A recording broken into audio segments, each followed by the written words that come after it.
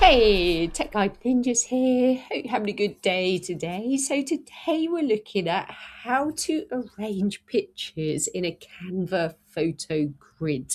Before we get started, please give the video a like and subscribe to the channel as this really helps me out. So we're going to head over to the templates tab and we're going to type in photo grid. You have different options with photo grids, different sizes, but I'm just going to leave it as it is and press enter and see what comes up. You can look at different styles of photo grid as well if you have a particular style in mind, or just scroll through the ones on the first page. There are so many really cool ones. You're sure to find something that suits. So you might have photos for different occasions, whether it's like a wedding or a party or a holiday, or maybe you're making a photo grid for a special someone. There's so many different reasons. I quite like this one. So I'm going to create a photo grid of some holiday photos. So I'm going to click on the grid, click on customize this template, and then it will open so I can start editing it. I'm just going to make it a little bit bigger.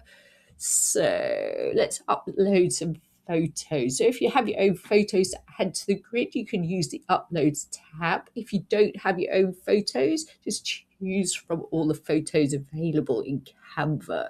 So I'm going to click on upload files, and find some photos. Here we go, have a few.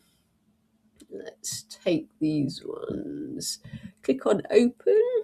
And then I have some different ones of Thailand. So I'm going to go in and edit this and just say something like Thailand photos, just so when I refer back later on, I know what they're for. And then I'm going to go in, I'm going to drag and drop my own photos into the grid to arrange them just how I like them. So maybe a temple one. Oh, just going to undo that. So going to add that one there. Maybe one of me there. What else have I got? Oh, this one.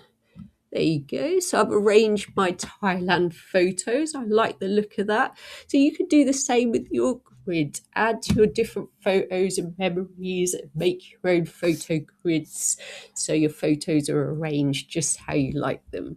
So when you're happy with your photo grid, you can give it a name and download it. So you have different options for download. It suggests PNG as this is best for complex images and illustrations.